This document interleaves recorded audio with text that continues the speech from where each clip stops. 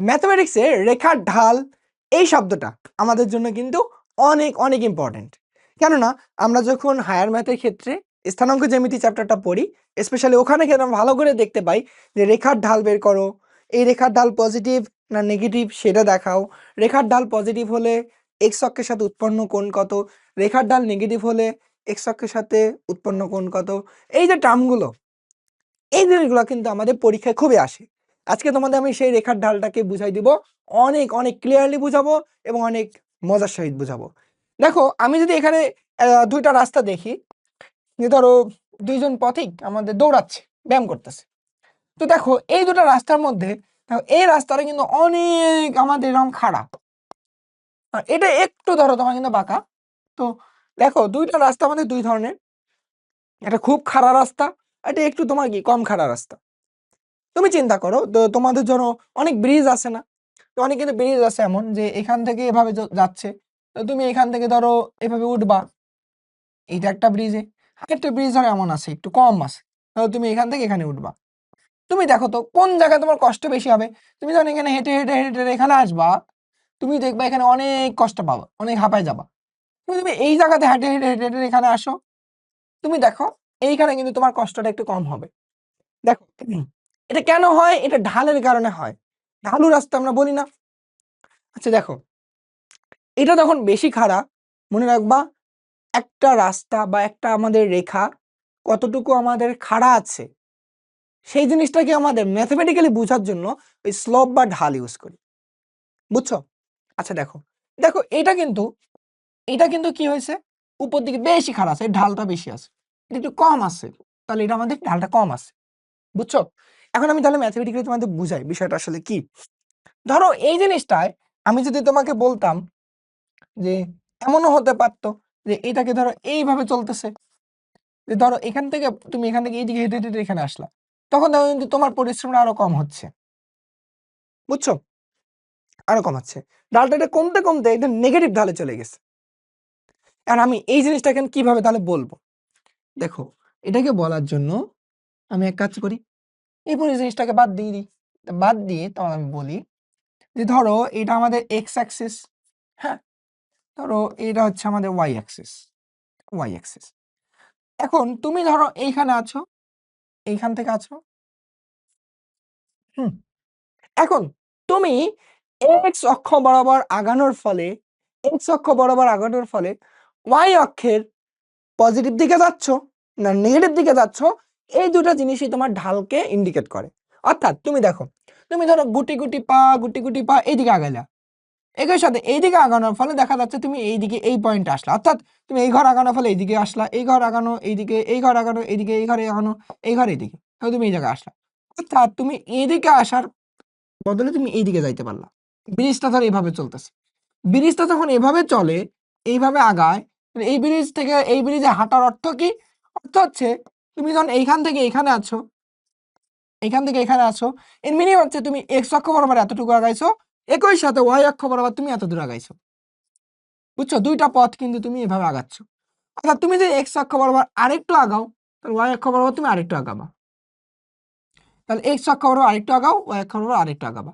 তাহলে কেস হচ্ছে এইটাই যে আসলে তুমি এক্স অক্ষ বরাবর আগানোর ফলে ওয়াই অক্ষ বরাবর তুমি কতটুকু উপরে উঠতেছো, বুঝছো?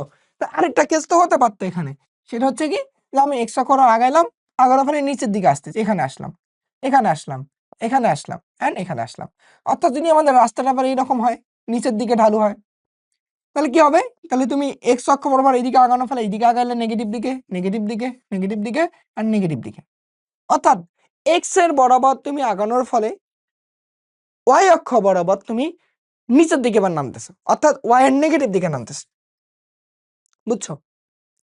তখন মনে রাখবা যখন তুমি ওয়াই অক্ষের নেগেটিভ দিকে যাও, তখন এটা আমাদের হয় কি, একে বলা নেগেটিভ ঢাল, সে নেগেটিভ ঢাল বা ঋণাত্মক ঢাল। যখন পজিটিভ দিকে আগাও তাহলে এটা হচ্ছে আমাদের পজিটিভ ঢাল, হুম, পজিটিভ ঢাল। দেখো এখানে যে ঘটনাটা হচ্ছিল, দেখো তোমার চলার পথটাকে তুমি যদি একটু বিশ্লেষণ করো, তোমার চলার পথ থেকে তুমি ঢালের অর্থটা পেয়ে যাবা। ঢালের অর্থ হচ্ছে কি, যে আমি বুঝাচ্ছি বারবারই, যে আমি এক্স অক্ষ বরাবর আগানোর ফলে ওয়াই অক্ষ বরাবর কতটুকু আমি উপরে উঠতেছি বা নিচে নামতেছি, দুটা কিছু হতে পারে। এক্স অক্ষ বরাবর একটু আগাইলাম, আমি y অক্ষ বরাবর উপরে উঠলাম না নিচে নামলাম, এই শব্দটার যে লাস্ট রেজাল্টটা, ওই রেজাল্টটা হচ্ছে তার ঢাল।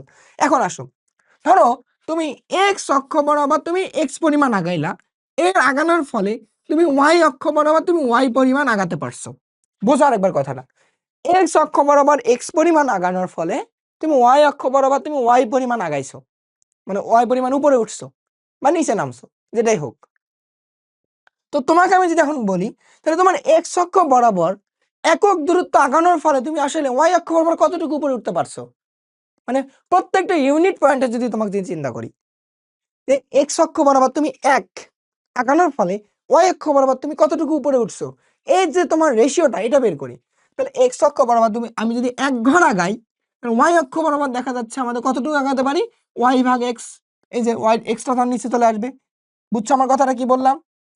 এক্স অক্ষ বরাবর 1 ঘর আগানোর জন্য ওয়াই অক্ষ বরাবর আমি কতটুকু আগাইলাম, এই পরিমাণটাকেই তখন আমাদের বলা হচ্ছে ঢাল বা স্লোপ। আমার কথা কি বুঝছো? ক্লিয়ার তো? তাহলে ঢাল মানে হচ্ছে, তাহলে আমি কি বুঝলাম, এক্স এই যে ওয়াই অক্ষ বরাবর আগানোর পরিমাণটুকু ডিভাইডেড এক্স অক্ষ বরাবর আগানোর পরিমাণটুকু।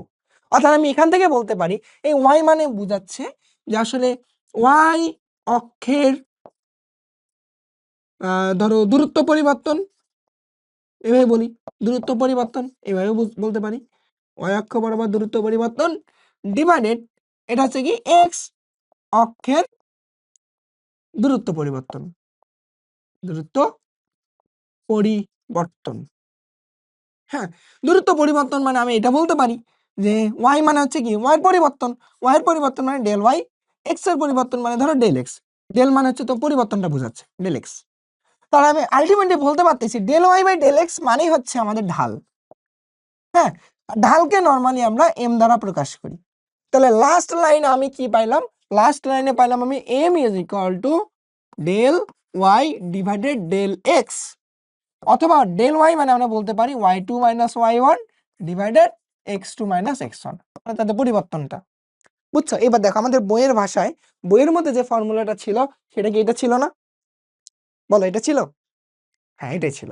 এবার এবার লাস্টে আরেকটা কথা দেখো, তুমি যদি প্রতি ক্ষেত্রে একটা জিনিস খেয়াল করো, সেটা পাবা যে আসলে দেখো এই জায়গা থেকে এই জায়গা, এটা একটা কি দেখো আমাদের রাইট অ্যাঙ্গেল ট্রায়াঙ্গেল হয়েছে না, অর্থাৎ এটা সমকোণী ত্রিভুজ হয়ে গেছে না, এটা তো সোজাসুজি দূরত্ব ছিল, তাই এটা একটা সমকোণী ত্রিভুজ, এটা একটা সমকোণী ত্রিভুজ হয়ে গেছে, হয়ে গেছে তো বলো? হ্যাঁ, আচ্ছা, এইখান থেকে যখন এটা হয়ে গেছে তখন আমি দেখলাম এই যে এই অংশটুকু মানে কত, এই অংশটুকু মানে হচ্ছে আমাদের এক্স, এই অংশটুকু মানে কত আমাদের ওয়াই, রাইট? আচ্ছা, তাহলে আমি এটাকে বলি যে এইখান থেকে এই অংশটুকু এটা মানে হচ্ছে এক্স, এইখান থেকে এই অংশটুকু এটা মানে হচ্ছে আমাদের ওয়াই। বুঝছো? আচ্ছা, তাহলে বলো এই ওয়াই আর এক্স এর যদি আমি একটা রিলেশন নিয়ে আসতে পারি, সেই রিলেশনটা, তাহলে এখানে একটা থিটা আছে, এটা তো অবশ্যই থিটা কোণ করে যাচ্ছে, রাস্তা কেবল এমন হবে এমনটা না, রাস্তাটা আর এমনও হতে পারতো, আরেকটা এমনও হতে পারতো, তো যে কোনো কোণের জন্য ধরলাম থিটা। এই থিটা কোণের সাথে আমি এবার যদি ওয়াই আর এক্স এর রিলেশন নিয়ে আসি, দেখা যাচ্ছে আমি ধরো এমনটা যদি নিয়ে আসতে পারি যে এটা হচ্ছে ট্রিগোনোমেট্রিক অনুপাতের ট্যান ফর্মুলা ফেলি, এখান থেকে লেখা যাচ্ছে দেখো tan theta is equal to কি লম্ব ভাগ ভূমি, অর্থাৎ y divided x, right? Y divided x. তাই আমি ওয়াই আর এক্স এর মধ্যে রিলেশনটা নিয়ে আসলাম ট্রিগোনোমেট্রিক রেশিও থেকে। কারণ আমি এখান থেকে পাইছিলাম যে ওয়াই বাই এক্স, এই যে কোথায় গেল আমাদের বলো, এই যে ওয়াই বাই এক্স, এই ওয়াই বাই এক্স মানে তো স্লোপ বা ঢাল, রাইট? আমি এখান থেকে বলতে পারি কি বলতো, তাহলে এই যে ওয়াই বাই এক্স পাইছিলাম, এই ওয়াই বাই এক্স মানে ঢাল, তাহলে এইটা ট্যান থিটা মানে ওয়াই বাই এক্স মানে এটা ঢাল, এই এম মানে তো এটা। আমি লাস্ট লাইনে এটাও বলতে পারি যে আসলে ঢালকে আমরা এভাবেও সংজ্ঞায়িত করতে পারি যে আসলে এটা মানে tan theta, tan theta is equal to ঢাল, ঢাল মানে হচ্ছে del y by del x. তাহলে লাস্ট লাইনে আমি কি এই লাইনটাই পাইলাম, এই যে এই লাইনটা। বুঝছো? যেটা আমাদের বইয়ের মধ্যে বলা আছে, বইয়ের মধ্যে বলা আছে। ক্লিয়ার তো? বলো ক্লিয়ার কিনা। মনে রাখবো ওই থিটাটা কিন্তু হচ্ছে দেখো এক্স অক্ষের ধনাত্মক দিকের সাথে উৎপন্ন কোণটা, ধনাত্মক দিকের সাথে উৎপন্ন কোণ।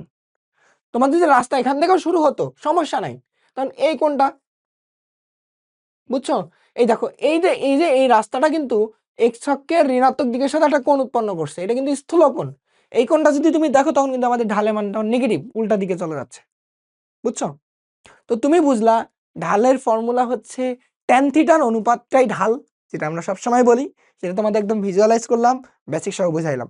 ইভেন ঢাল মানেই যে del y by del x, এটাও আমি তোমাদের বুঝাই দিলাম। তো হোপফুলি তোমাদের ম্যাথের এই ঢালের পার্টটা খুব সহজে যতটুকু এই শর্ট ভিডিওর মাধ্যমে বোঝানো সম্ভব আমি সর্বোচ্চটুকু ট্রাই করলাম।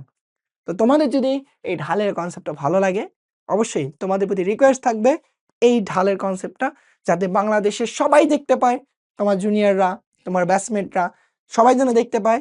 তো তোমাদের প্রতি রিকোয়েস্ট এই জন্য ভিডিওটাকে শেয়ার দিয়ে রেখে দাও এবং বন্ধুদের জন্য দেখার সুযোগ করে দাও। তোমাদের সবাইকে ধন্যবাদ ভিডিওটা শেষ পর্যন্ত দেখার জন্য। তো এরকম আমি তোমার ইন্টারেস্টিং ক্লাস দিতেই থাকবো। ক্লাসগুলো দেখার জন্য অবশ্যই আমাদের রিথিঙ্কের ইউটিউব চ্যানেল এবং ফেসবুক পেজ দুইটা জায়গায় যুক্ত থাকতে হবে।